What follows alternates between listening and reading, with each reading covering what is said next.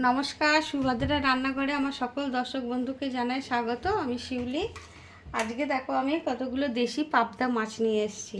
তো পাবদা মাছের আজকে আমি খুব এই গরমের জন্য পাতলা করে একটা কালো জিরে ফোড়ন দিয়ে শুধু কাঁচা লঙ্কা, কালো জিরে আর আদা বাটা দিয়ে পাতলা করে একটু ঝোল বানাবো।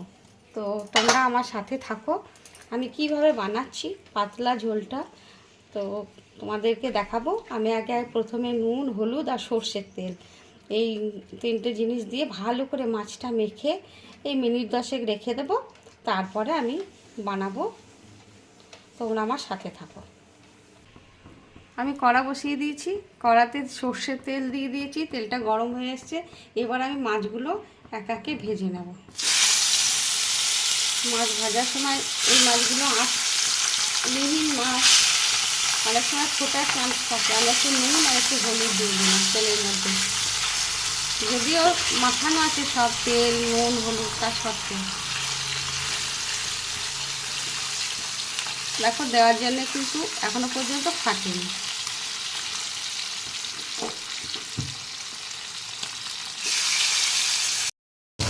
আমার এই মাছগুলো লাল লাল করে ভাজা হয়ে গেছে।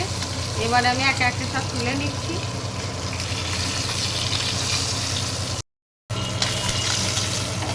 আমার সবগুলো মাছ ভেজে তোলা হয়ে গেল, সমস্ত মাছ ভেজে তুলে নিলাম। এবার এই তেলের মধ্যেই আমি কতটা কালো জিরে ফোড়ন দিয়ে দিচ্ছি আর কাঁচা লঙ্কা দিয়ে দিলাম ফোড়নে। এবার একটু আদা বাটা,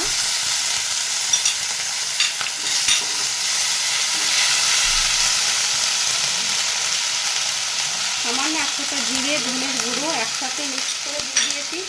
যেহেতু এখন ভীষণ গরম পড়েছে সেই জন্য একদম পাতলা কালো জিরে, আদা বাটা, ধনে গুঁড়ো গুঁড়ো দিয়ে ঝোল হবে। এখানে আমি একটা বড় সাইজের টমেটোকে পেস্ট করে নিয়েছি, দিয়ে দিলাম।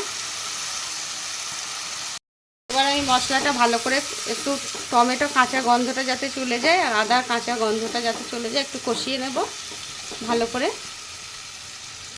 আমি একটু পরিমাণ মতো হলুদ দিয়ে দিচ্ছি, আমি হলুদ দিয়ে দিই আর একটু স্বাদ মতো লবণ দেব, দিয়ে এবারে মশলাটা আর একটু কষিয়ে নেব ভালো করে। অনেকটা আমার কাঁচা গন্ধ চলে গেছে, তেল ছাড়তে প্রায় শুরু করে দিয়েছে।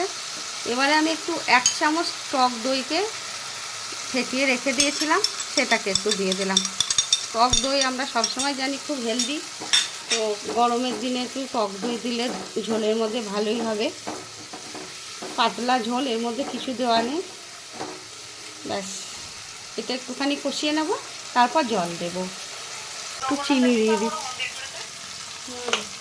আমার মশলাটা কষানো হয়ে গেছে, এবার আমি জল দিয়ে দিচ্ছি। হ্যাঁ, অল্প করে জল দিচ্ছি, জলটা ফুটবে, তারপরে আমি মাছগুলো ছেড়ে দেব।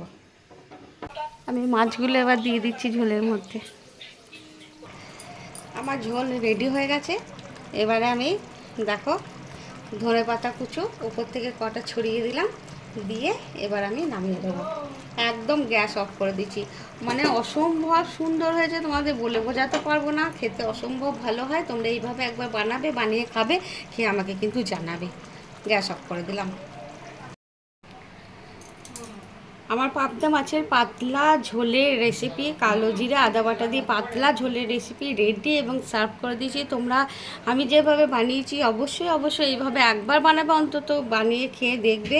খুব হেলদি একটা এবং টেস্টি খাবার। যাই হোক, তোমরা সবাই ভালো থাকবে, সুস্থ থাকবে। তোমাদেরকে সকলকে অসংখ্য অসংখ্য ধন্যবাদ। আমার কাছে দূরে, আমার দেশে বিদেশে যে বন্ধুরা আমাকে সাপোর্ট করছো তাদেরকে জানাই অসংখ্য অসংখ্য ধন্যবাদ, অনেক অনেক ভালোবাসা আমার সাথে আমার পাশে থাকার জন্য। আর নমস্কার।